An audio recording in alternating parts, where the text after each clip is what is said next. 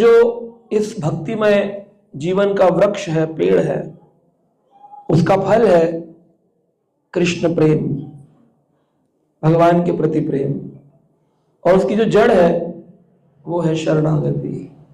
क्या है? पेड़ की जड़ है। और पेड़ का फल क्या है? कृष्ण प्रेम। तो प्रेम की अभिलाषा तो तभी कर सकते हो जब जड़ पक्की हो। जड़ कच्ची हो तो पेड़ के फल की अभिलाषा करना मूर्खता है। तो हम शरणागत हैं या नहीं? शरणागत तो है, इसीलिए तो मंदिर में आए हैं, तिलक लगाया, दीक्षा ली है, भक्ति कर रहे हैं। परंतु कितने शरणागत हैं ये आज हम श्रवण करेंगे। श्रील भक्ति विनोद ठाकुर ने 6 लक्षण बताए हैं, इसे शरणागति कहते हैं। बोलिए मेरे साथ साथ। अनुकूलस्य संकल्प प्रतिकूलस्य वर्जनम रक्षति इति विश्वासो गोत्रप्ता वर्णम तथा आत्मनिक्षेप कार्पण्य षड्विधा शरणागति। ये श्लोक आपको याद होना चाहिए, तब तो जड़ के अंदर पहली डंडी पड़ेगी। जड़ है थोड़ी सी, बोले हम शरणागत हैं, क्या लक्षण है? बोले वो तो आता नहीं। तो शरणागति कच्ची है। शिला भक्ति विनोद ठाकुर ने ये 6 लक्षण बताए, और इन लक्षणों पर हमारे सभी आचार्यों ने बहुत गहरा गहरा ज्ञान दिया है। एक दिन में 1 घंटे में शरणागति सिखाना मुश्किल है।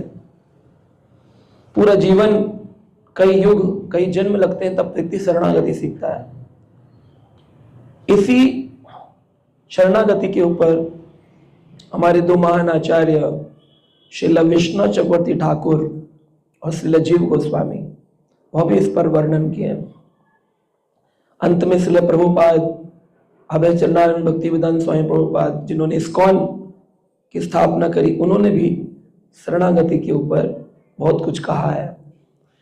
भगवत गीता के अंदर हम जब ज्ञान भगवत गीता का लेते हैं, पढ़ते हैं, तो उसका एक पारिभाषिक सूत्र है। क्या है? पारिभाषिक सूत्र मतलब एक ग्रंथ, उसकी एक परिभाषा कहने के लिए एक श्लोक होता है जो पूरे ग्रंथ का वर्णन करता है। जैसे आप कोई भी सामान खरीदते हो, उसकी एक टैगलाइन होती है। ठंडा बोले तो क्या होता है? तो कोको कोला नहीं, खाली ठंडा बोले तो में काम हो जाता है। ऐसे ही एक शब्द बोलने से पूरे ग्रंथ का वर्णन होता है। तो गीता का पारिभाषिक सूत्र क्या है? कौन सा श्लोक है?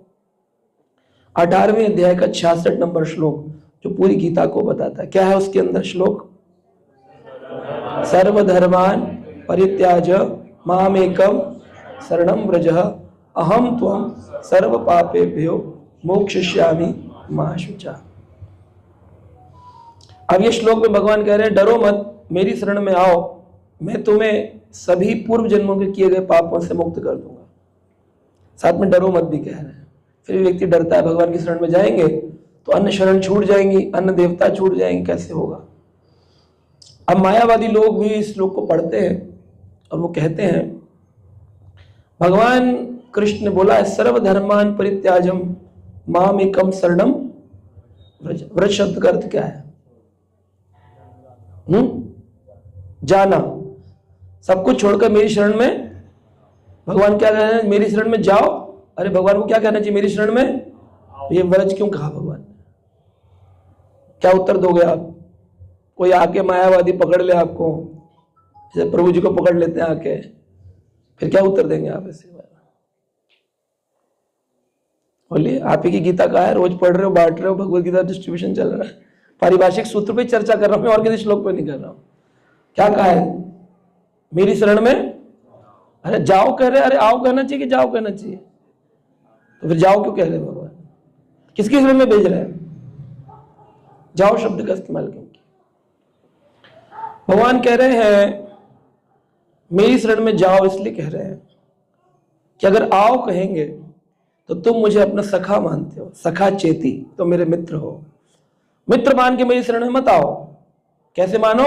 गुरु समझ के, ईश्वर समझ के, परब्रह्म समझ के मेरी शरण में जाओ, मेरी शरण में जाओ। क्योंकि मुझे तो तुम क्या मानते हो? मेरा मित्र मानते हो। मित्र मानकर मेरी शरण में आओगे तो तुम्हें वो फल नहीं मिलेगा जो फल तुमको किस रूप में मिल जाएगा? मेरा गुरु मान करके मेरी शरण में जाओगे जब। इसलिए भगवान ने बोला। अभी मायावादी कैसे कहता है? मायावादी कहता है कि भगवान कृष्ण तो एक शरीर है, उनके अंतर काल रूपी भगवान बोल रहे थे। वो भगवान बोल रहे थे कि हाँ, इस कृष्ण की शरण में मत आओ, शरीर है, इसके अंदर जो मैं कृष्ण बोल रहा हूं उसकी शरण में जाओ। देखा, भगवान ने भी ये बात बोली। वो जानते थे तुम कृष्ण को ही भगवान बता दिए। क्या कहा? चलो हमने कृष्ण को भगवान बता दिया। वेद व्यास जी ने महाभारत के उपरांत पुराण लिखे। पुराणों में 17 पुराण लिखने के उपरांत 18वां पुराण लिखा, जिसका नाम था ग्रंथराज श्रीमद् भागवत पुराण, जिसकी कथा अभी रायपुर में चल रही है। एक ही दिन हुआ है अभी। आने वाले समय में दुर्ग में भी कथा साहू प्रभु जी विचार कर रहे हैं कि होने वाली है मई में। तो इस साल के मई में हम आपके शहर दुर्ग में भी भागवत कथा करेंगे आने वाले 2026 में। विचार तो है, बाकी आनंद श्याम प्रभु जैसा आदेश करेंगे वैसा होगा। तो इस प्रकार भागवत का भी एक पारिभाषिक सूत्र है। 18,000 श्लोक वेद व्यास जी ने लिखे। उन्होंने केवल 4 श्लोक ही नारद मुनि से सुने थे, जिसे चतुश्लोकी भागवत कहते हैं। और उसके वर्णन में 18,000 श्लोकों की व्याख्यान कर डाले।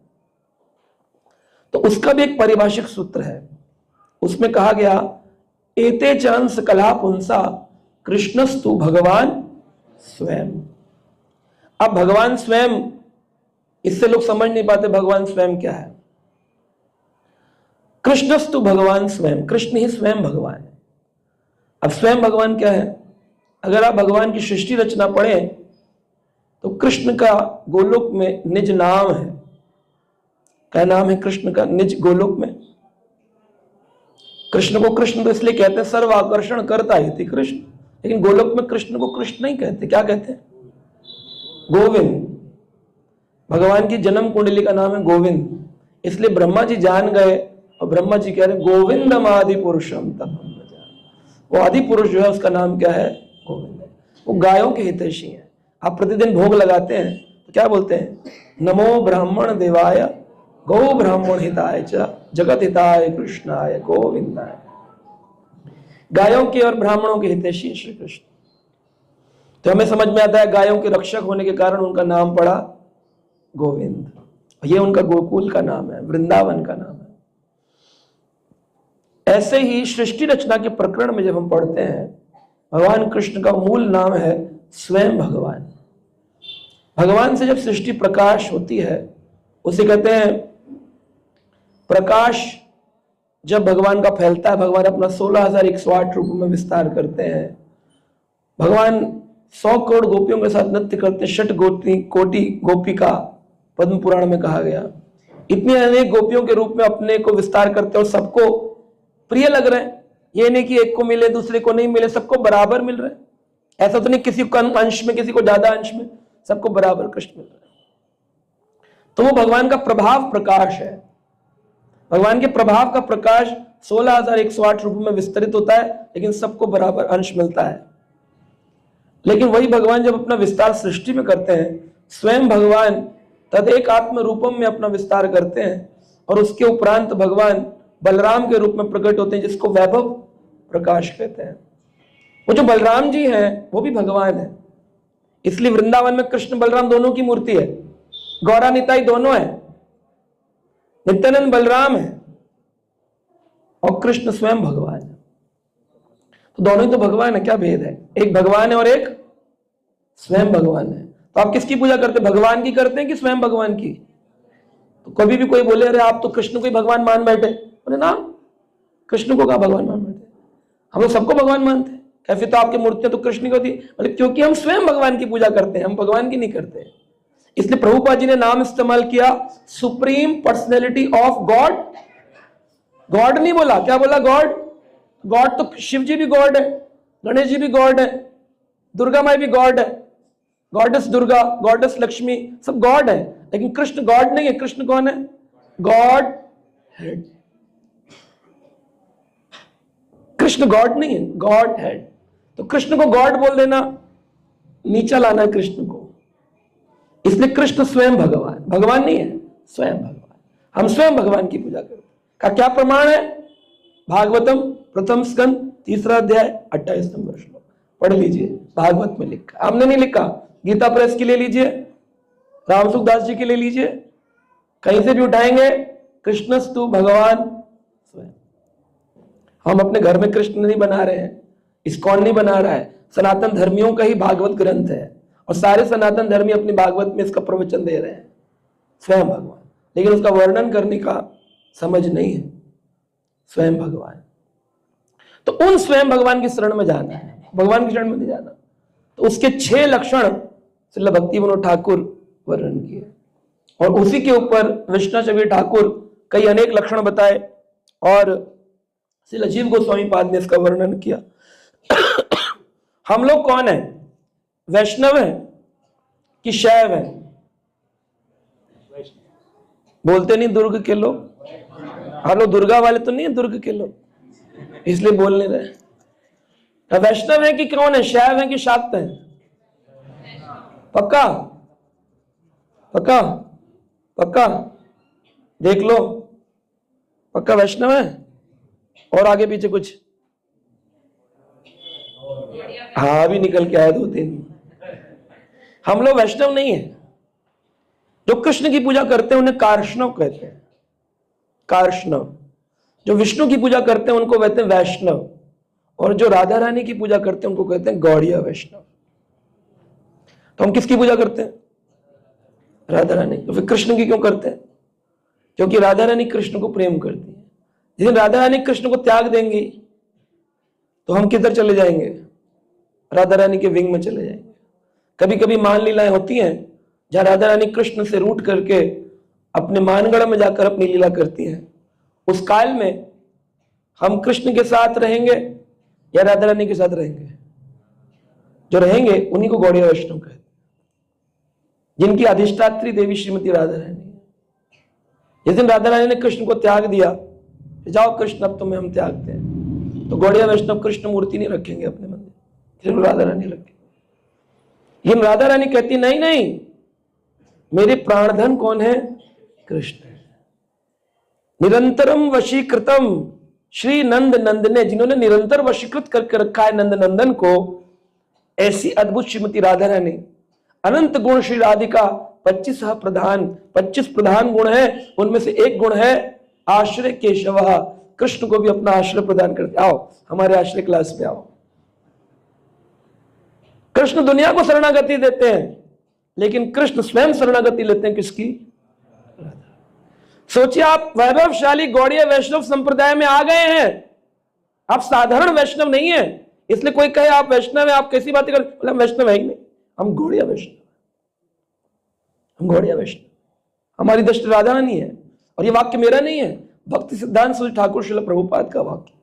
श्रील प्रभुपाद इस्कॉन के फाउंडर मिलने पहुंचे राधा कुंड पे, वहां पे अनेक संत जन कीर्तन कर रहे थे। क्या? गोविंद बोलो हरि गोपाल बोलो, राधा रमण हरि गोविंद बोलो। तो प्रभुपाद जी ने कहा, जानते हो प्रभुपाद यानी भक्ति सिद्धांत सरस्वती प्रभुपाद, अभय चरणारविंद भक्ति वेदांत प्रभुपाद यानी अभय चरणडे से बोले, अभय तुम जानते हो ये लोग कौन है? तो अभय चरणारविंद भक्ति वेदांत आपकी तरह बोले वैष्णव है। भक्ति बोले नहीं नहीं नहीं नहीं, ये वैष्णव नहीं है। क्यों? बोले क्योंकि भगवान कृष्ण से कुछ इच्छा रखते हैं इसलिए कीर्तन कर रहे हैं, लेकिन हम लोग निष्काम भाव से भगवान का कीर्तन करते हैं। फिर दूसरा उन्होंने प्रश्न किया, इनके भगवत नाम लेने में और हमारे भगवत नाम लेने में क्या भेद है? अभय चरण दोनों तो समान है, वृंदावन में राधा कुंड पे सभी तो ले रहे। कह रहे नहीं, ये कृष्ण को भगवान मानते हैं और राधा रानी को साथ में लेते हैं, बिना कृष्ण श्याम, बिना राधे कृष्ण आधे मान करके कृष्ण का नाम लेते हैं। लेकिन हम तो कृष्ण को मानते ही नहीं, हम किसको मानते हैं? राधा रानी। इसलिए हमारे मंत्र में प्रारंभ किससे होता है? हरे से। हरे कौन है? राधा रानी। हरा शक्ति, अंत किससे होता है? हरे से। बीच में कृष्ण को दबा के रखा हुआ है, राधा रानी ने अपनी जकड़ में रखा है इस महामंत्र के अंदर। वृंदावन में किसका राज चलता है?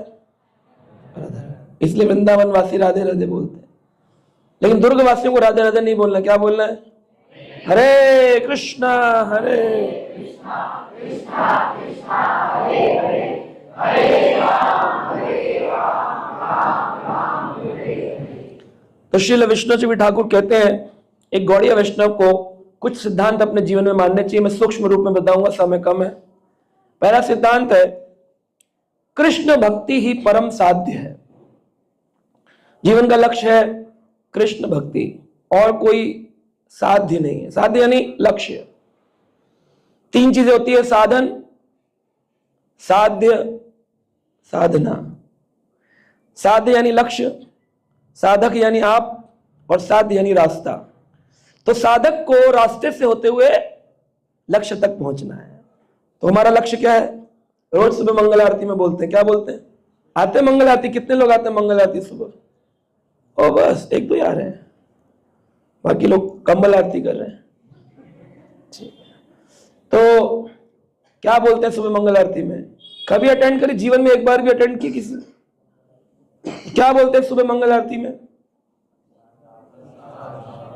वो तो हो गया भजन। उसके बाद बोलते हैं मनुष्य जीवन का परम लक्ष्य बताते हैं प्रतिदिन सुबह।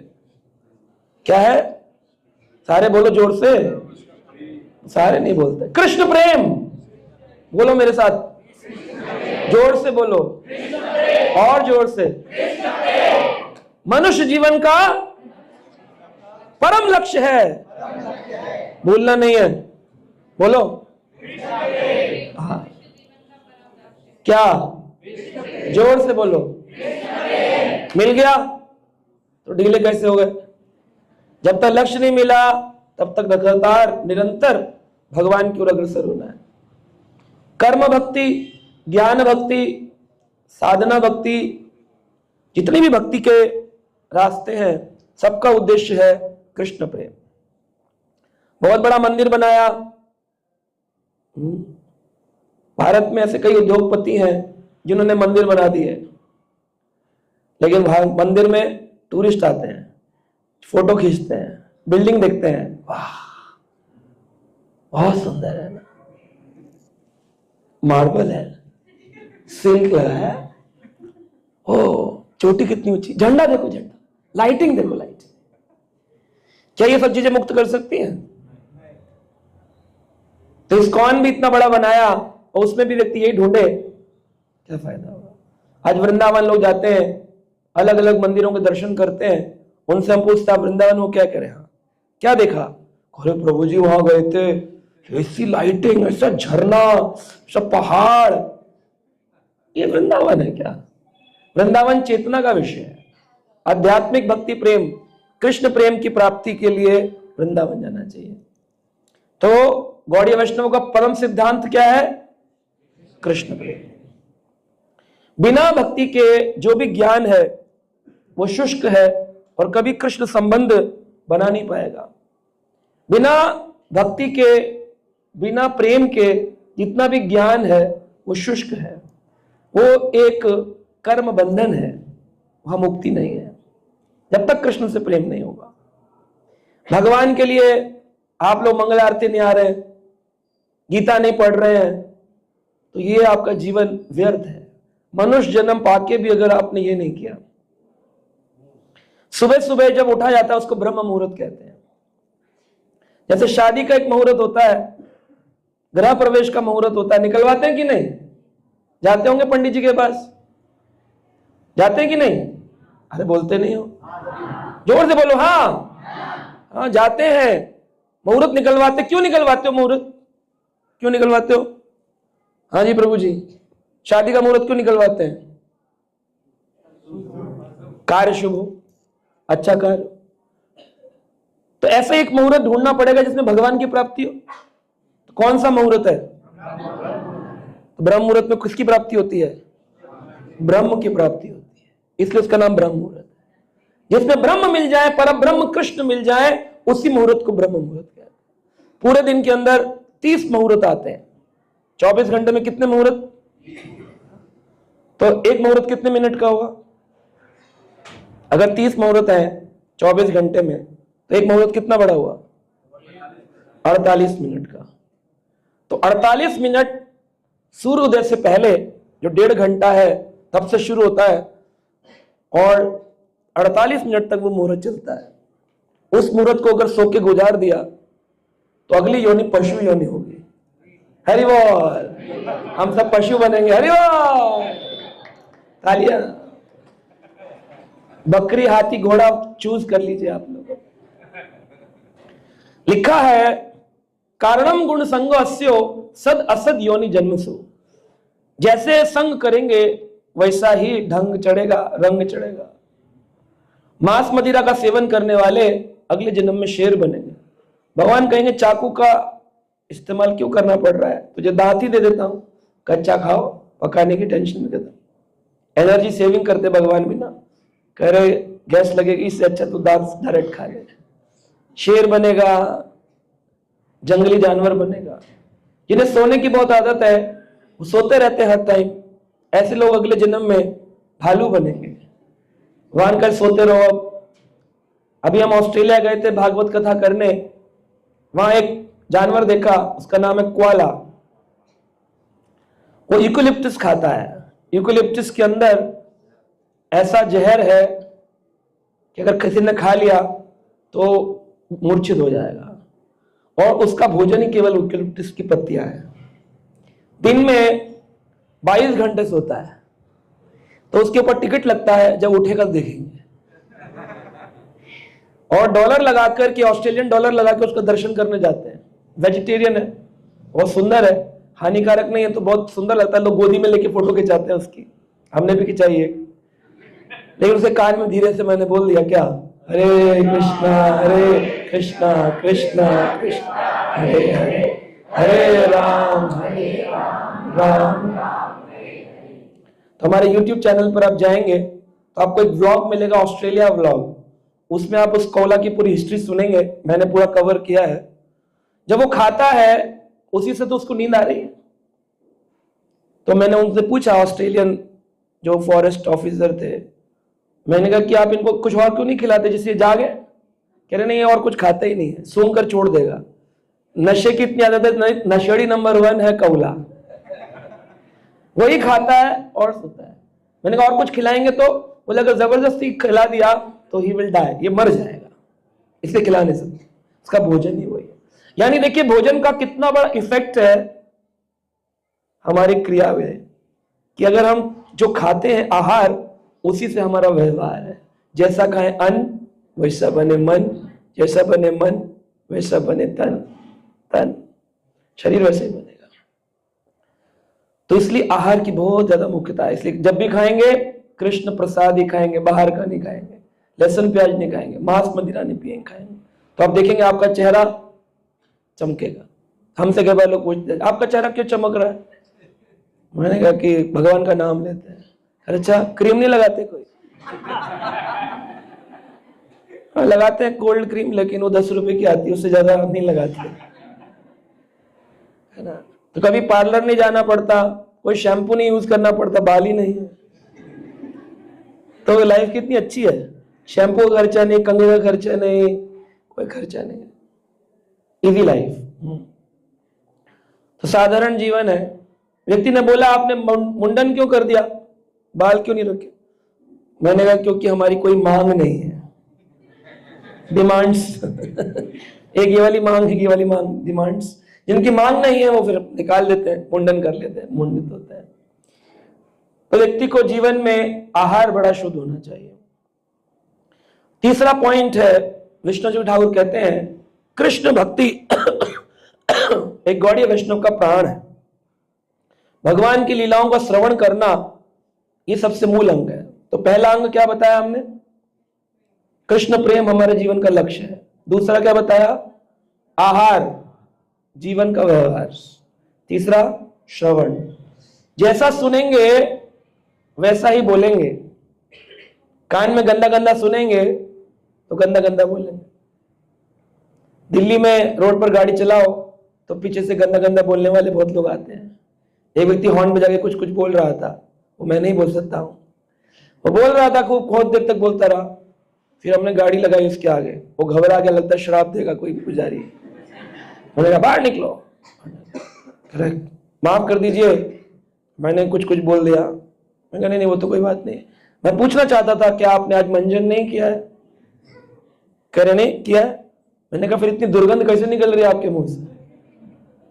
कह रहा बोला तो क्षमा कर दीजिए। मैंने कहा मैं तो क्षमा कर दूंगा, आपका जीवन तो नरकीय जीवन है। कह रहा एक तो जगह नहीं दे रहे थे, ऊपर शिक्षा दे रहे हो।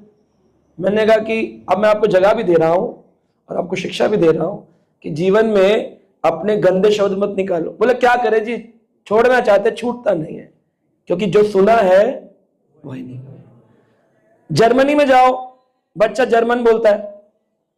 अमेरिका जाओ, छोटा सा बच्चा अंग्रेजी बोलता है। लोग कहते हैं अरे वीडियो बनाओ वीडियो बनाओ, कितना अच्छी अंग्रेजी बोल रहा है।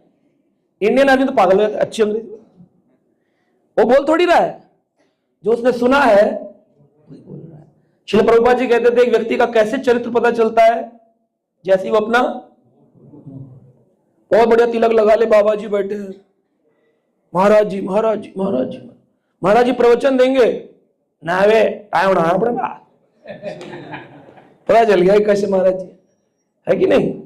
तो हर व्यक्ति का शब्द ही उसकी पहचान है, और शब्द क्या निकलते हैं जो सुनते हैं। इसलिए गौड़ीय वैष्णवों को प्रभुपाद जी ने नियम दिया प्रतिदिन भागवत श्रवण करना, गीता श्रवण करना चाहिए।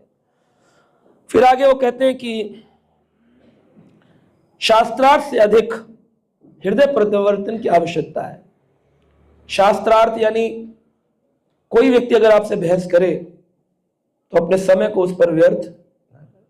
उपदेशो ना मूर्खा नाम प्रकोपाया न शांतये पयोपानम भुजंगा नाम केवलम विश्ववर्धनम।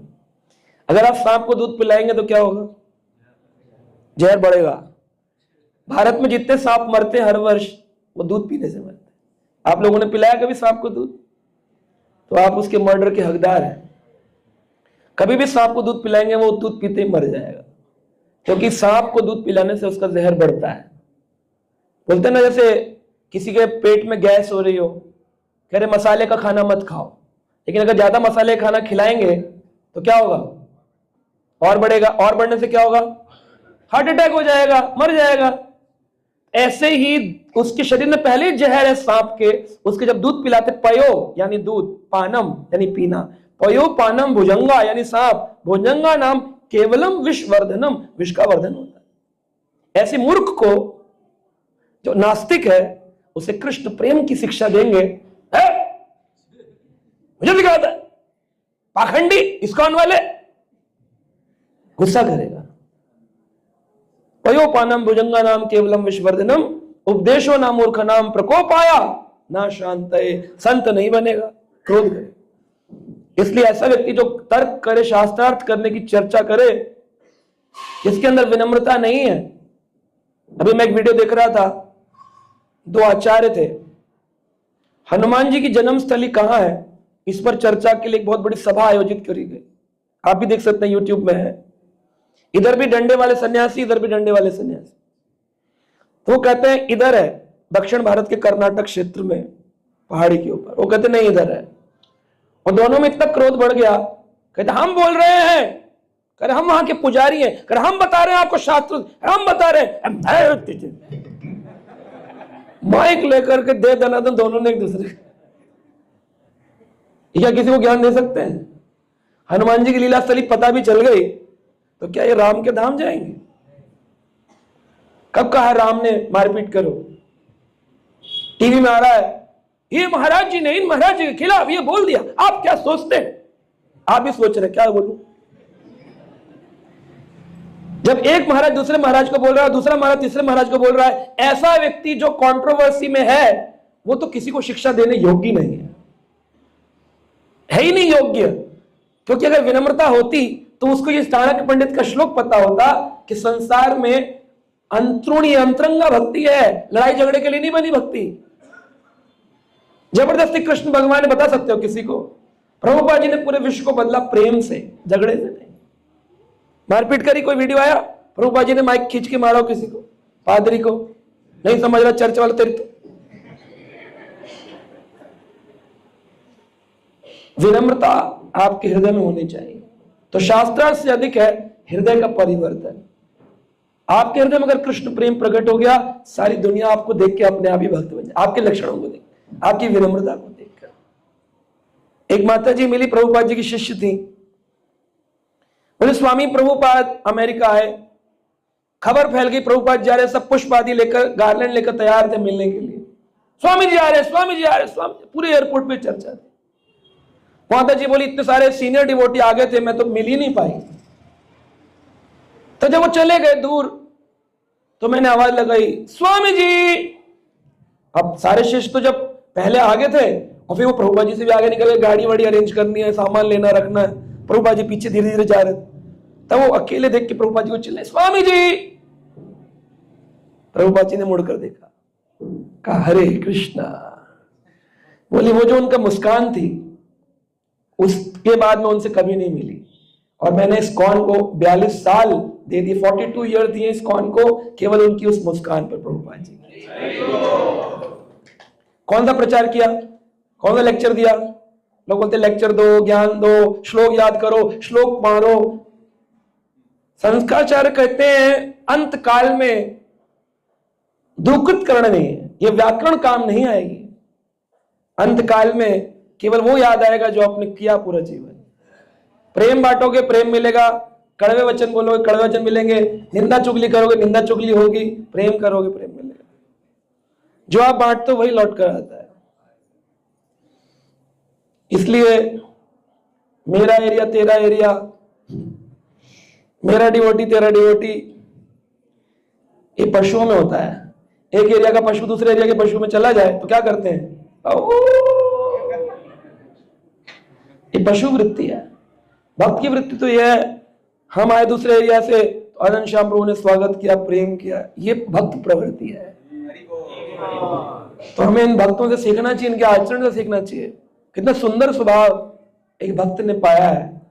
इनके ज्ञान, इनकी क्रिया नहीं देखनी। वैष्णव क्रिया मुद्रा विघेना बुझे, आप समझ नहीं पाएंगे। उसके आचरण को देखो, उसकी मिठास को देखो, उसके भाव को देखो, उसके प्रेम को देखो। तो ये हमें सीखना है। ये वैष्णवों का लक्षण है, गौड़िया वैष्णव। फिर कहते हैं अनर्थ निवृत्ति जो है वो क्रमिक विकास है। एक दिन में अनर्थ निवृत्त नहीं होंगे। श्रद्धा, साधु संग, भजन क्रिया, अनर्थ निवृत्ति। फिर आएगा और श्रद्धा, परिपक्व मध्यमिक श्रद्धा, फिर मध्यमिक साधु संग, फिर मध्यमिक भजन क्रिया, फिर मध्यमिक अनर्थ निवृत्ति, फिर परिपक्व श्रद्धा, फिर परिपक्व साधुओं का संग, फिर परिपक्व भजन क्रिया, फिर परिपक्व अनर्थ निवृत्ति पूर्ण हो जाएगी, फिर निष्ठा पड़ जाएगा। तो क्रमिक विकास होता है। एक दिन में माला लेके बोले, कृष्ण कहते हैं जो मेरा भजन करता है मैं उसका सब कुछ छीन लेता हूं, मैं डर रहा हूं इसलिए छोड़ दिया भजन। अटेंशन मतलब तुम्हारा कृष्ण नहीं लेंगे कुछ, क्योंकि तुम्हारे पास कुछ है ही नहीं।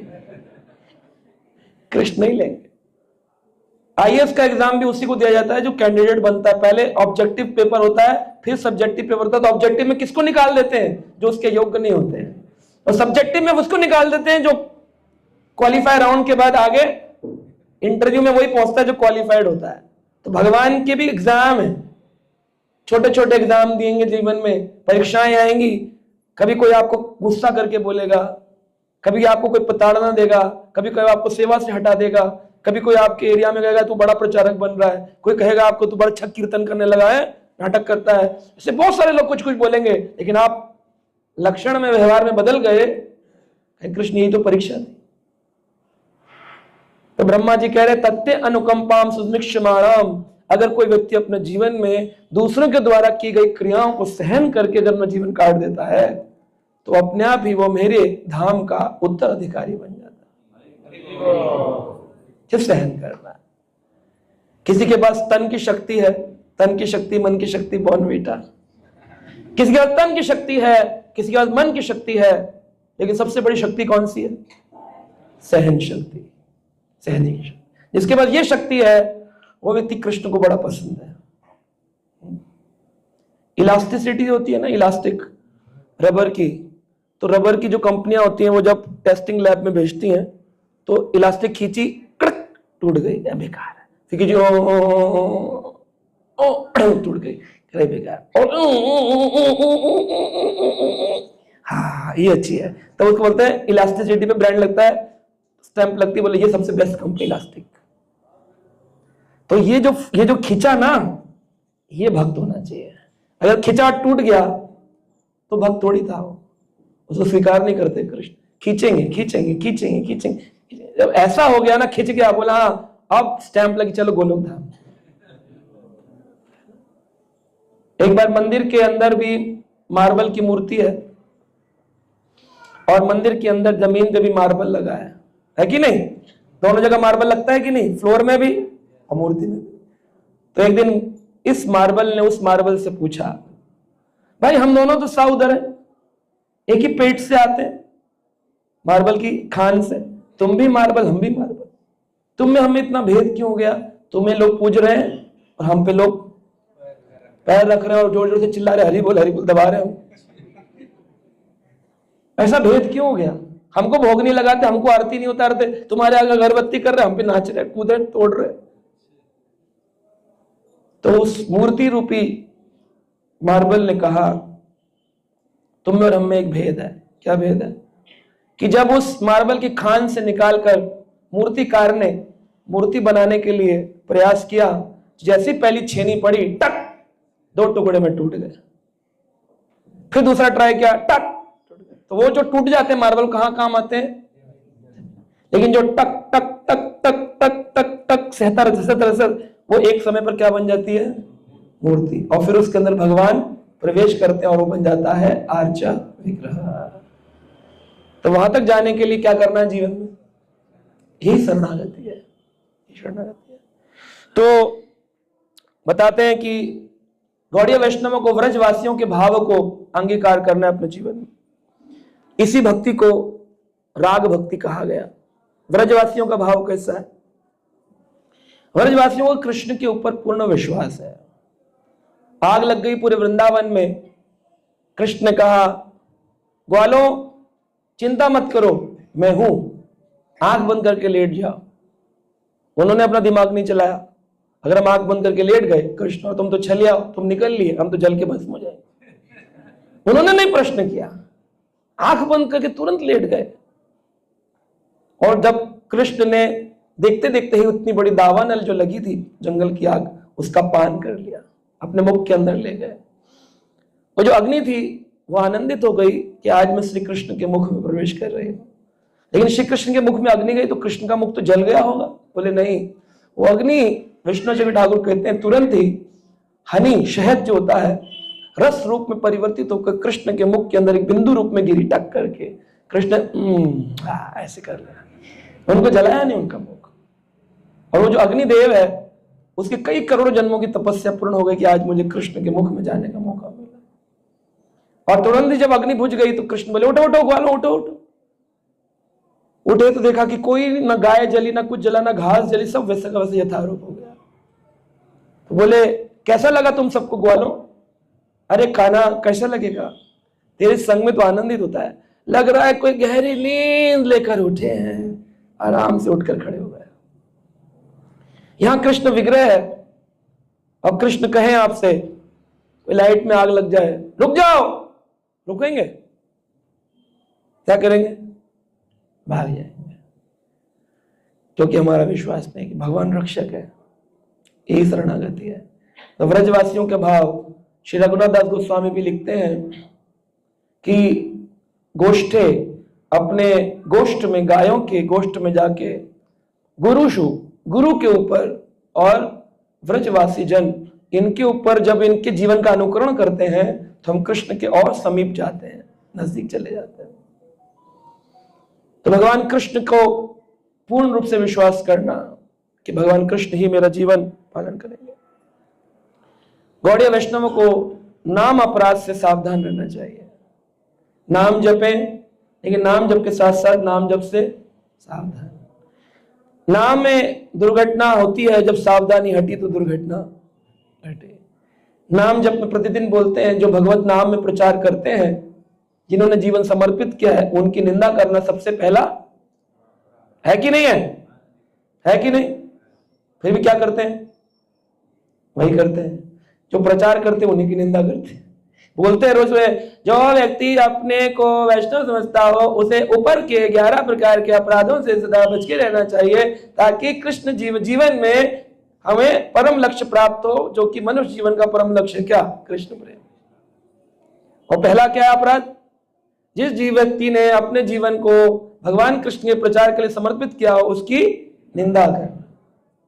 बोलते भी हैं, करते नहीं, इसीलिए आगे बढ़ते नहीं। जहां थे वहीं हो, वहीं रहोगे। आगे बढ़ना है तो इस भाव से ऊपर, किसी की निंदा नहीं करनी। सपने हो ना देखे परदोषा, ड्रीम में भी, सपने में भी किसी का दोष नहीं देखना। बोले दिखे तो क्या कर, आग बंद कर लो। ऐसे भाव गौड़ीय वैष्णव को धारण करने चाहिए। तो नाम अपराध से बचना है।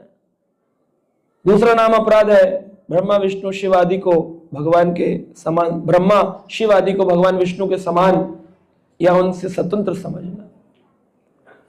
तो भगवान के समान तो मानते ही हैं और स्वतंत्र भी समझते हैं कि ब्रह्मा जी के पास अपनी स्वतंत्रता है, कोई स्वतंत्रता नहीं है। भगवान कृष्ण की लीलाएं पूर्ण रूप से शुद्ध है, इस बात पर विश्वास होना चाहिए। और भक्ति में वैष्णव को आगे बढ़ने के लिए, शरणागति में बढ़ने के लिए गुरु की कृपा अनिवार्य है। गुरु कृपा के बिना व्यक्ति आगे बढ़ नहीं सकता है, क्योंकि गुरु की कृपा से भक्ति का बीज मिलता है और गुरु कृष्ण की कृपा से भक्ति का बीज फलित भी होता है। ब्रह्मांड भ्रमित को न भाग्यवान जीव, गुरु कृष्ण प्रसादे पावे भक्ति लता बीज। बीज तो मिल गया, लेकिन फलित कब होगा, फल कब निकलेगा? वो भी गुरु कृष्ण कृपा से। इसलिए दो भाव हमेशा वैष्णव रखते हैं, दैन्य का भाव और आश्रय का भाव। दैन्य यानी दीनता, पूर्ण रूप से दीन रहना, है ना। निर्बल के धन श्याम, निर्बल व्यक्ति का धन है श्याम सुंदर। जो बलवान है उसको बल की क्या आवश्यकता है? जिसके पास भोजन है भगवान उसको क्यों भोजन देंगे? उसके बाद तो है ही भोजन, तो भगवान किसको देंगे जिसके पास नहीं होगा? हम भी कहते हैं भाई उसको दो जिसको जरूरतमंद को देना चाहिए, बोलते हैं कि नहीं? तो भगवान आपको कब देंगे बल? जब आप क्या बन जाएंगे? निर्बल। आप स्वयं में इतने बलवान होते हैं, इसलिए भगवान की कृपा आपको कभी मिलती। जिनके पास अपनी स्वयं की बुद्धि है उनको कृष्ण कभी कृपा नहीं करते हैं। इसलिए वैष्णवों की और गुरु की शरण में जाना चाहिए। जो नहीं जाते हैं उनको कभी भगवान की कृपा प्राप्त नहीं होती है। इसी को कहते हैं पूर्ण आश्रय लेना कृष्ण का। दैन्य नम्रता के साथ, विनम्रता के साथ जीवन जीना चाहिए। तो जीवन का लक्ष्य है कृष्ण प्रेम, कृष्ण को प्रसन्न करना और वैष्णवों की सेवा करना। ये भक्ति की आत्मा है, वैष्णवों की सेवा करना। क्या है वैष्णव की सेवा? वैष्णव की सेवा है वैष्णव के मनोभाव को समझना और उसके मनोभाव से अनुसार उसकी सेवा करना। एक गुरु के 4 प्रकार के शिष्य होते हैं। एक होते हैं जो मनोभाव से अपने गुरु की बात जान लेते हैं। इसलिए लिखते हैं श्रील रूप गोस्वामी पाद के लिए, हम लोग रोज बोलते हैं ओम अज्ञान तिमिरन्धस्य ज्ञानंजन शलाकया चक्षुरुन्मिलितं येन तस्मै श्री गुरुवे नमः। श्री चैतन्य मनोभीष्टम। क्या होता है मनोभीष्ट का मतलब? अभिष्ट, अभिष्ट यानी इच्छा। मन में क्या इच्छा? मनो अभिष्ट, इसको बोलते मनोभीष्टम। विष्टम नहीं है, अभिष्टम, मनो अभिष्टम। मन में क्या अभिष्ट है? चैतन्य मनो अभिष्टम। क्या था चैतन्य महाप्रभु का अभिष्ट? क्या है? स्थापितम भूतले, यही तो है। श्री चैतन्य मनोभीष्टम स्थापितम भूतले, ये न भूतले।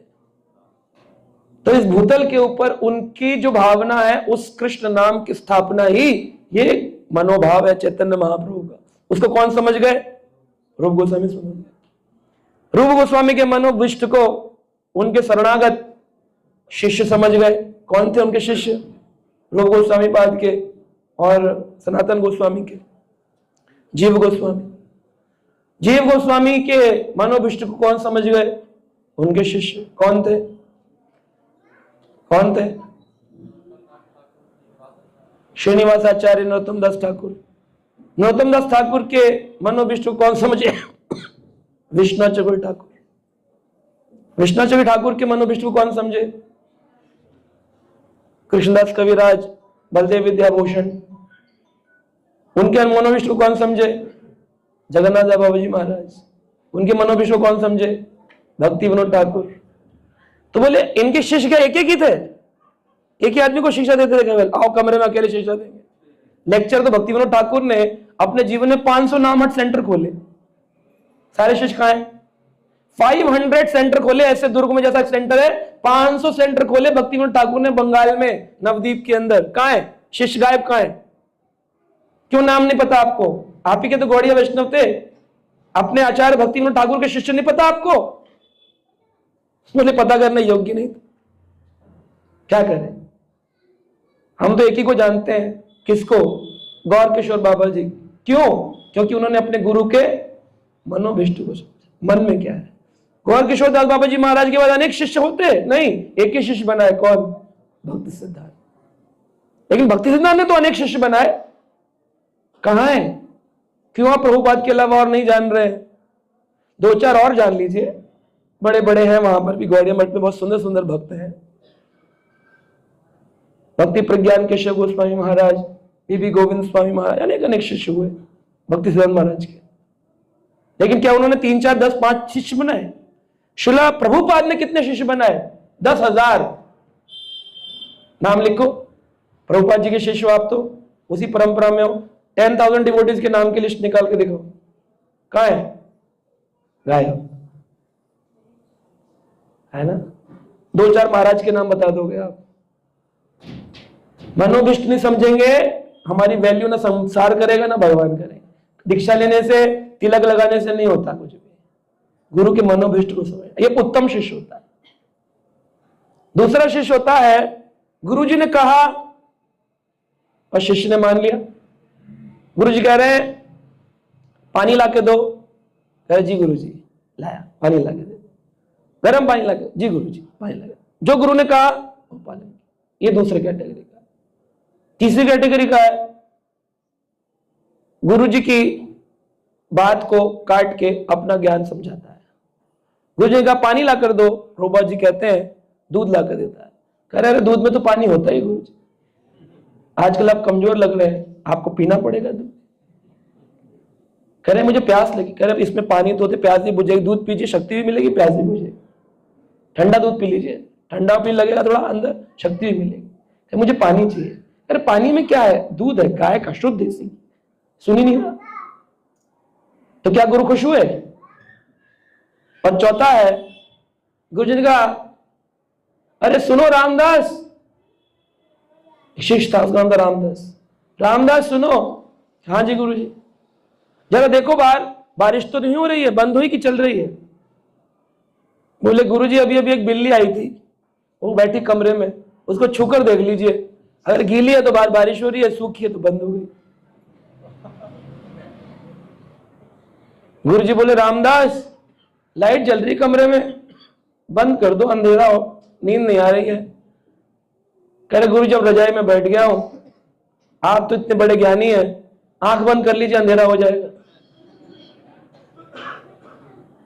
सुबह उठे गुरु जी, कोई व्यक्ति प्रसाद लाया था, लड्डू। बोला ये राधा गोविंद को प्रसाद लगा दीजिए। बोला रामदास लड्डू प्रसाद लोगे? कह रहा गुरु जी पहले मैं आपकी 2 आज्ञा टाल चुका हूं, ये आज्ञा भी टालूंगा तो आपका निकृष्ट यजमान लाई दीजिए।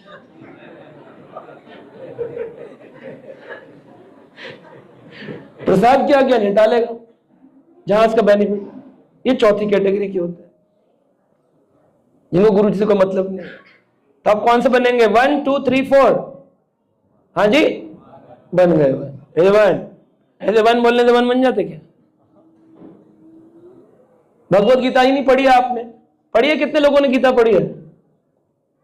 लो 4 आदमी तो गीता पढ़े। आप हिंदू हो, कितने लोग यहां मुसलमान हैं? मुसलमान कितने हाथ खड़ा करें? हिंदू कितने खड़ा करें हाथ? तो हमें शर्म तो आती नहीं।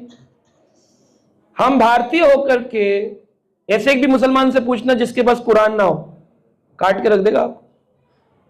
लेकिन हिंदू को गीता नहीं है, उसको बुरा भी नहीं लगता। उसके अंदर से उसका जो ईमान कहते हैं ना, आत्मा, वो भी नहीं बोलती अंदर से कि देख गीता नहीं पढ़ता तू। अगर अनंत श्याम प्रभु दे भी दे तो घर में पड़ी रहेगी। प्रभु जी पूछेंगे आपने पढ़ी है? कहा पढ़ी है। कर कैसे पढ़ी है? बोले यथार्थ।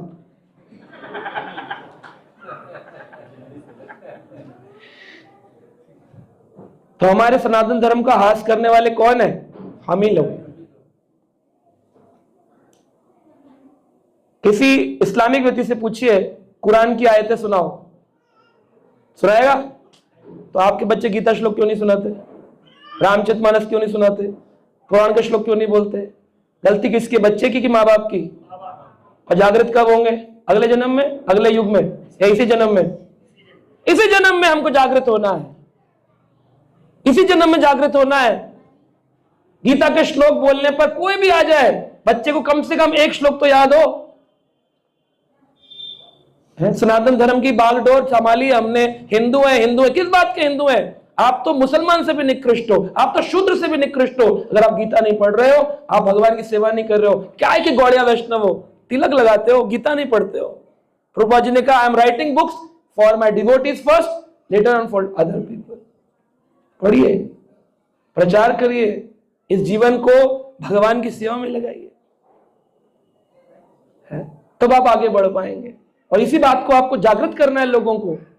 गीता वितरण कोई कंपटीशन नहीं है, किस सेंटर ने कितनी गीता बांटी, ये जागृत करना। प्रभुपाद जी जैसे महान आचार्यों ने अगर ये ना लगाया होता तो हम तो गीता भी नहीं बांटते, आलस में पड़े रहते। एक कंपनी में कोई किसी का पति कोई कंपनी खोलता है तो पत्नी, या क्लिनिक खोलता है डॉक्टर, तो उसकी पत्नी जगह जगह जाके कहती है मेरे हस्बैंड ने नया क्लिनिक खोला, आप आइएगा दिखाने, हमारे इन्होंने नई दुकान खोली, आइएगा शॉपिंग करने। आपके प्रियतम कृष्ण ने एक उपदेश बोला कि आपका मन नहीं करता दुनिया को बताने का कि वो उपदेश सुनिए हमारे प्रियतम कृष्ण का? मन करता है कि नहीं? बताते नहीं है। क्या 1 2 3 भक्तों की जिम्मेदारी है? सबकी नहीं है कि नहीं है? कितने लोग मानते हैं हमारी जिम्मेदारी है गीता पढ़ना और प्रचार करना? यस, वी शुड डू, हम सबको करना है। आज हम यहां आए हैं तो यहां पर आने का इसका उपयोग करिए कि इस ज्ञान को आज हम प्रण करते हैं प्रभु जी गीता जयंती के इस महोत्सव पर कि हम कृष्ण की शरणागति करें। जीवन में ऐसे बहुत सारे तकलीफें आएंगी जहां पर आपको शरणागति करना मुश्किल होगा, लेकिन श्रील जीव गोस्वामी पाद ने भक्ति विनोद ठाकुर के जो 6 लक्षण हम पढ़ते हैं वो श्रील जीव गोस्वामी से ही आ रहे हैं, हमारे आचार्यों से आ रहे हैं, और वो चैतन्य महाप्रभु से स्वयं कृष्ण से आ रहे हैं। पहला नियम शरणागति का, अनुकूलस्य संकल्पः, वो कर्म करना जो भक्ति में आगे बढ़ाए, बस वही करना चाहिए। लोग पूछते हैं फोन करके प्रभु जी मैं ये काम कर लूं, मैं उनको उल्टा प्रश्न करता हूं क्या ये काम कृष्ण को प्रसन्न करेगा? कहते नहीं। तो फिर इसका आंसर क्या है? नहीं करेगा। हाँ, तो आंसर क्या है? उदाहरण लेते हैं, चलिए। आपने अभी एमबीए किया है, कोई है यहाँ एमबीए करने वाला जिसने एमबीए किया? बीटेक एमबीए किया आपने? ओके, नौकरी करते हैं, जॉब करते हैं? ठीक है। तो अगर आपको जॉब का ऑफर आए कि आप कोई कंपनी में मैनेजर बनाया जा रहा है और वो कंपनी जो है लेदर प्रोडक्ट्स बनाती है, चमड़े का सामान बनाती है, और वहां पर आपको महीने के 2 लाख रुपए मिलेंगे, बनेंगी? क्यों? क्योंकि वो कृष्ण को प्रिय नहीं है। हिंसा, जानवर को मार के और फिर उससे लेदर प्रोडक्ट बनाया जा रहा है, बेल्ट, पर्स, जूते। तो हम ऐसी जगह नौकरी नहीं करें। तो अनुकूलस्य संकल्पः, सिर्फ उन्हीं चीजों को लेंगे जो चीजें भक्ति में आगे बढ़ाए। अब एक प्रभु जी है, बहुत सारे प्रभु जी, एक प्रभु जी नहीं है, वो इन शॉप्स में काम करते, क्या कहते हैं, अल्कोहल, बड़ी तकलीफ में रहते। क्या करें प्रभु जी, घर भी चलाना है, पहले नहीं पता था, अब पता चल गया, अब छोड़े कैसे। तो हमारे महाराज जी के पास एक भक्त आते थे, वो बोले कि हम अल्कोहल की फैक्ट्री में काम करते हैं, हायर पोजीशन पर है, काफी लाख रुपए मिलते हैं महीने के। महाराज बोले अगर दीक्षा लेनी है तो नौकरी में परिवर्तन करना होगा। बोले अरे हम नौकरी छोड़ देंगे तो फिर कैसे घर चलेगा। बोले घर कौन चलाता है, भगवान, दूसरी नौकरी ढूंढो। बोले हमने तो इसी में 30 साल नौकरी किया है, अल्कोहल शराब की कंपनियों में। नहीं, भक्ति के लिए अनुकूल नहीं है। शराब बेच करके फिर माला करेंगे कैसे चलेगा, मांस बेच करके माला करेंगे कैसे चलेगा। तो भक्ति के अनुकूल कार्य कर, इसको बोलते हैं अनुकूल से संकल्प। हमारे महाराज जी परम पूज्य गोपाल कृष्ण गोसाई महाराज बहुत स्ट्रिक्ट थे इस चीज में, बोलते थे कि नहीं,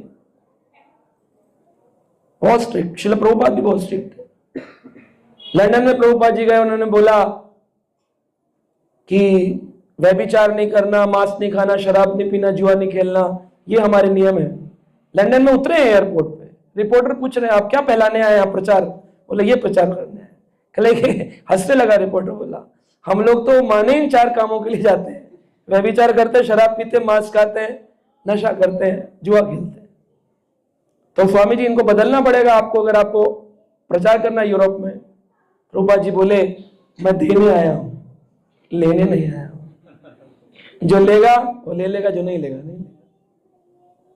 और ऐसा लिया बीटल ग्रुप के मालिक जॉर्ज हैरिसन ने कि आज करोड़ों का भक्ति वेदांत मैनर बन गया, जो कि हैरिसन मैनर था, उसने खरीद कर बनवा के करोड़ों रुपए की प्रॉपर्टी श्रील प्रभुपाद जी के हाथ में समर्पित कर दी। आज हमारे लंदन का जो मंदिर है वो भक्ति वेदांत स्वामी के नाम से है। पूरी प्रॉपर्टी एक ही दिन के अंदर उन्होंने दान कर दी। लेकिन प्रभुपाद जी ने कॉम्प्रोमाइज नहीं। लोग बोलते हैं स्वामी जी अपनी वेशभूषा बदल ली है, धोती कुर्ते में अमेरिका में घूमे, कौन देखेगा आपकी ओर, लोग भिखारी समझेंगे। स्वामी जी बोले नहीं, मैं परिवर्तन करवाने आया हूं, परिवर्तित होने नहीं आया हूं। हम लोग परिवर्तित हो जाते हैं। रिश्तेदार के गए, चाची ने कहा अरे खा ले प्याज के परांठे। प्रभु जी हम वैसे तो नहीं खाते, लेकिन चाची बहुत प्यार से खिला रही थी, उसके प्यार में मैं डूब गई। आप बोलो चाची से प्यार से एक माला कर ले, चाची तो नहीं कर रही, वो प्यार में नहीं डूब रही, सर आप क्यों डूब रहे हो। बराबरी का है मुझे, अगर वो डूब जाए तो आप खाए तो फिर चलो दोष नहीं लगा, नाला शुरू करे। वो नहीं बदलते हैं, लेकिन आपको बदलने का प्रयास करते हैं। जब वो अपने मार्ग पर दृढ़ है तो आपको भी अपने मार्ग पे दृढ़ होना चाहिए। हम नहीं बदलेंगे। बड़ी मुश्किल से तो कहां घूम घाम के सुअर बने, कुत्ता बने, बिल्ली बने, छिपकली बने, चूहा बने, छुछुंदर बने, नेवला बने, सांप बने, घोड़ा बने, ऊंट बने, फिर जाके मनुष्यों में भी सूर्य पूजक बने, देवी पूजक बने, शिव पूजक बने, नास्तिक बने, आस्तिक बने, मायावादी बने, छायावादी बने, ये बने, वो बने, अध्यात्मवादी बने, फिर राधा कृष्ण के भजन में आए, फिर धीरे धीरे धीरे क्रमिक विकास होते होते होते होते नाम जब तक पहुंचे हैं। कैसे छोड़ देंगे, छोड़ देंगे क्या इस मार्ग को। प्राण जाए पर आपका वचन चला जाए तो फिर बेकार है। भगवान ने आपको बहुत बड़ी कृपा करी जो इस मार्ग में लाकर रख दिया, उत्तम मार्ग में। सम्मान सबका करना है। देवी पूजा गए तो हम प्रणाम करते हैं, क्यों, क्योंकि भाई आज नाम जप में हम भी तो उसी मार्ग से होकर यहां पहुंचे हैं। वो भी एक दिन आएगा, उसका भी समय आएगा, क्रमिक विकास होगा उसका। तो अनुकूल संकल्प करना है और प्रतिकूल से, जो भक्ति के अनुकूल नहीं उन चीजों का त्याग कर देना चाहिए। कुछ भी हो जाए अपने प्रण से बदलना नहीं चाहिए। एक बार एक फैक्ट्री थी, मुसलमान आदमी ने खरीदी, उससे पहले वो हिंदू की फैक्ट्री थी। तो सभी लोग प्रतिदिन तिलक लगा के आते। मुसलमान ने जब खरीदी तो बोला नियम है कोई तिलक लगा के हमारी कंपनी में नहीं आएगा। तो एक व्यक्ति था सुबह सुबह तिलक लगा के आ गया, तो दोस्त बोले पागल है, तिलक लगा गया, मुसलमान है, काट देगा, मालिक है। अरे जो भी हो, अपन तो ठाकुर जी के भरोसे। लाल बत्ती जली, टो हो, सर बुला रहे, मालिक ने बुलाया, कहा गया ना, बड़ा हिंदू बन रहा था, सनातन धर्मी बनेंगे, निकल गए तिलक लगा के, कट गए। गया मुस्लिम व्यक्ति आया, उसने पूछा अच्छा एक बात बताइए, ये आपने तिलक क्यों लगाया? कहीं हमारे गौड़िया वैष्णव का तिलक है जिसमें भगवान श्री विष्णु का चरण है और नीचे तुलसी का पत्र है। कहा आपको मरने से डर नहीं लगता? कह रहे तिलक हटा के जिए अभी तो क्या जिया, बिना तिलक के तो मस्तक शमशान के समान है।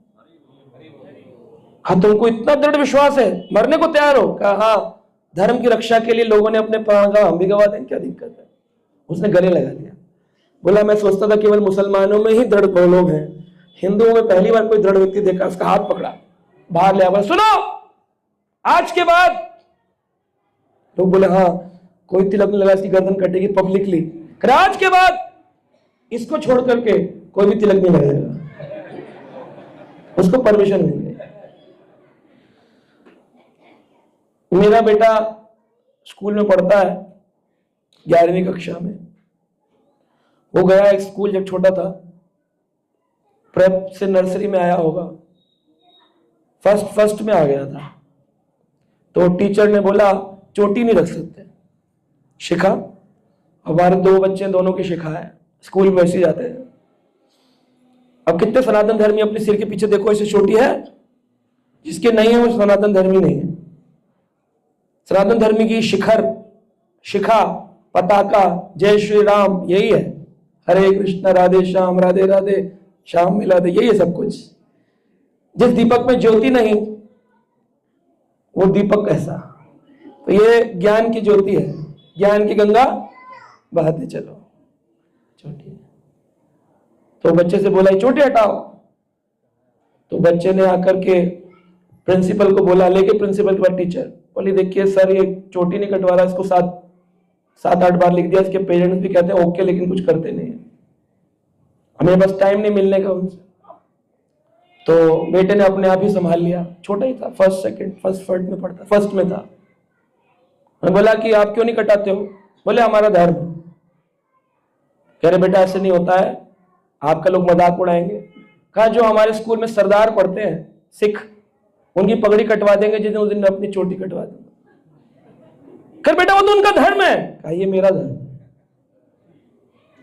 का सनातन धर्म हिंदू धर्म में बाकी लोग तो नहीं रखते। कह रहे वो भूल गए हैं तो क्या मैडम मैं भी भूल जाऊं? तो मैडम ने मुझे बुलाया, स्पेशली लेटर लिखा, मुझे लगा कि सबके सामने कटवाएगी मेरे हाथ से। बुलाई, अब बोली सर हमने इसके लिए अप्रूवल दे दिया है प्रिंसिपल से बात करके, ऑर्गेनाइजर्स स्कूल की मैनेजमेंट कमेटी है कि ये बच्चा जब तक पढ़ेगा इसको हम कभी चोटी कटवाने के लिए नहीं बोलेंगे। अब वो 11th में आ गया, अभी तक उसी चोटी है। दृढ़ होना चाहिए। हम लोग घबरा जाते हैं, अरे यार कैसे चलेगा, संसार में भी तो रहना है, एडजस्टमेंट भी तो एक चीज है, कर लो एडजस्ट। कृष्ण नहीं करेंगे एडजस्ट। कृष्ण रूठे या संसार रूठे क्या अच्छा है?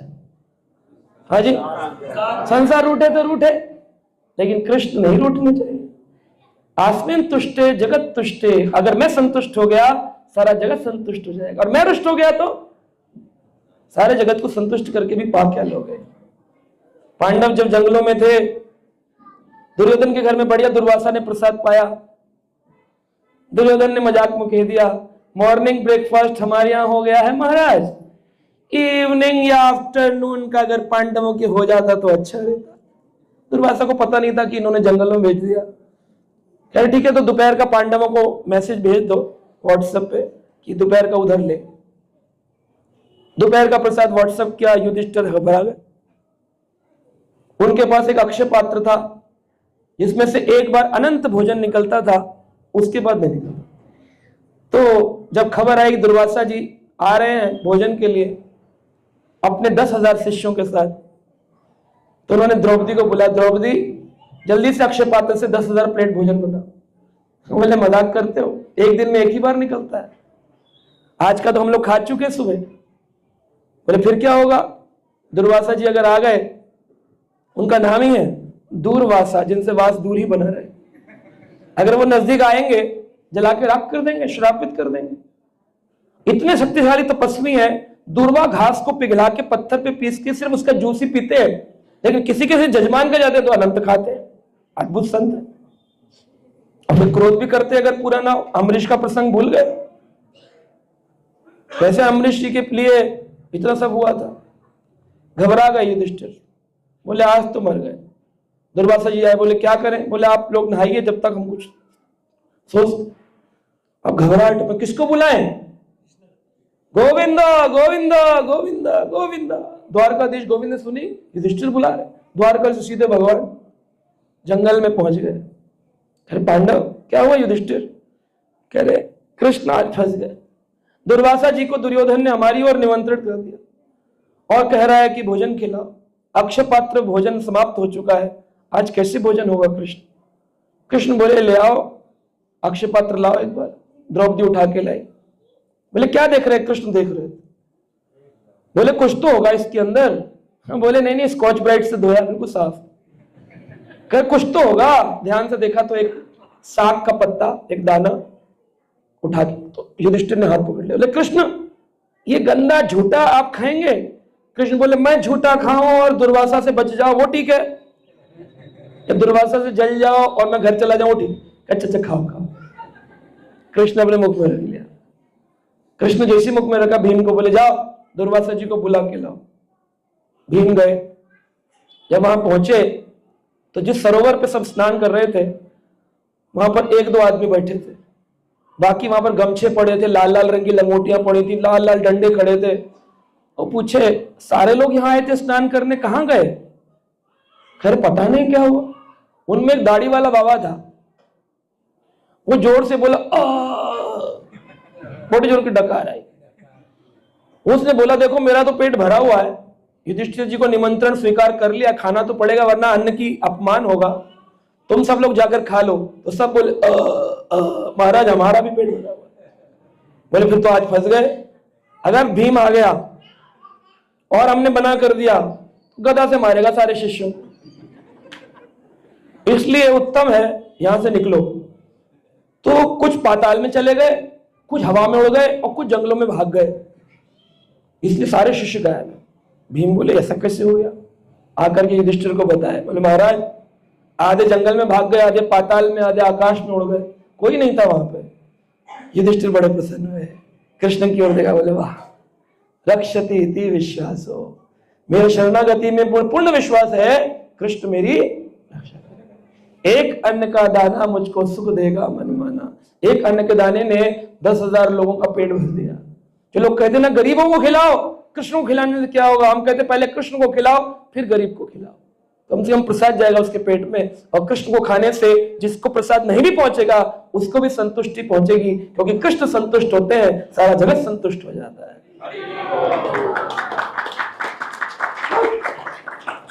हमारे पास प्रमाण है, भागवत के प्रमाण है, महाभारत के प्रमाण है। तो पहला अनुकूलस्य संकल्प प्रतिकूलस्य गोत्र रक्षति इति विश्वासो गोत्रप्तम वर्णम तथा। भगवान कृष्ण केवल रक्षा ही नहीं करते हैं, पालन भी करते हैं, अपने भक्तों का पालन भी करते हैं। उनके जिस चीज की कमी होगी उसे भगवान पूरा करेंगे। हमारी जीविका, हमारा मान सम्मान, हमारे अंदर भविष्य सब कृष्ण के हाथ में है। हर भक्त को बोल देना चाहिए दीन बंधु दीनानाथ मेरी डोर। बोलने से नहीं चलेगा, देनी भी पड़ेगी। बोल करके चलाते खुद ही है।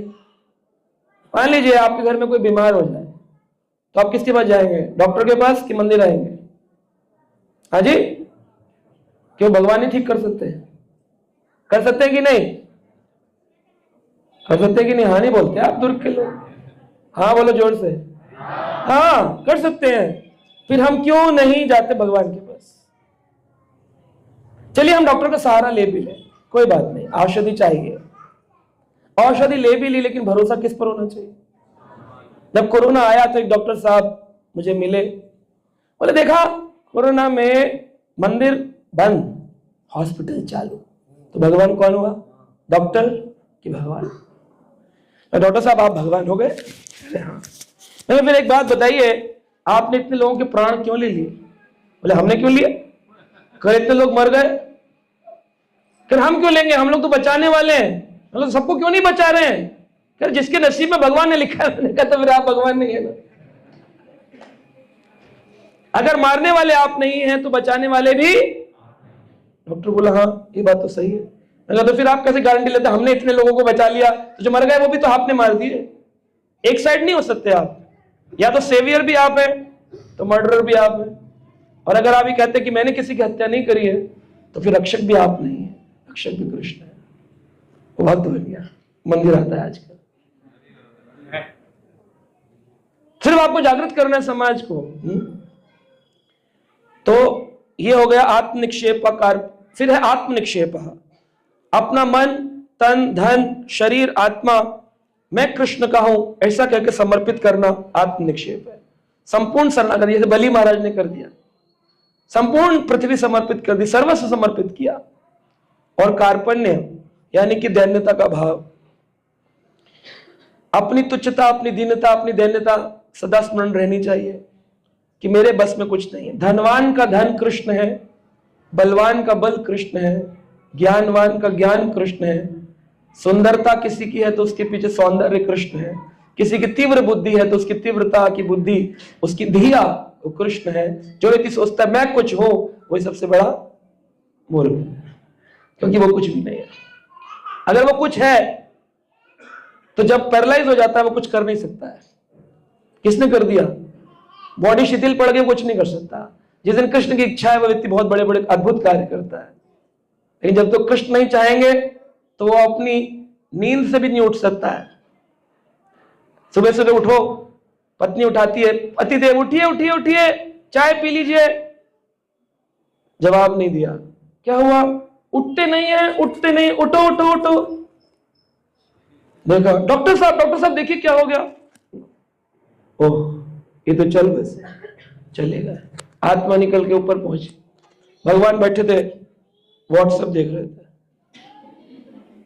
तो आत्मा ने जाकर पूछा प्रभु प्रभु आप दुर्ग से आए? कैसे आना हुआ? अरे कैसे आना हुआ, कैसे आना हुआ? मेरी मृत्यु हो गई। क्या मेरे मृत्यु का काल अभी तो नहीं था? मैंने भविष्य ज्योतिष को दिखाया था, कह रहा 20 साल बाद मरना। मैं अभी कैसे मर गया? और बोले वो सॉरी आप मरे नहीं है, मैं सुबह आपको उठाना भूल गया, मैं थोड़ा व्हाट्सएप में बिजी था।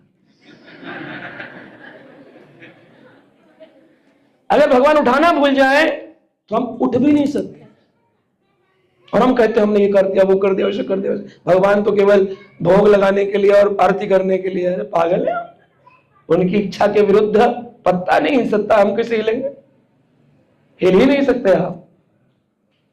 तो जिस व्यक्ति के अंदर थोड़ी सी भी बुद्धि होगी, थोड़ी सी, ज्यादा नहीं, थोड़ी सी भी होगी, तो कृष्ण भक्ति को कभी नहीं त्याग सकता है। वो भगवान का नाम जप करेगा, शरणागत होगा, गीता ग्रंथ पढ़ेगा, मंदिर बनवाएगा, गीता का प्रचार करेगा और अपने जीवन को कृष्ण सेवा में समर्पित करेगा, क्योंकि कृष्ण ही भगवान है। ठीक है, तो ये शरणागति आपको लानी है। हरे कृष्ण।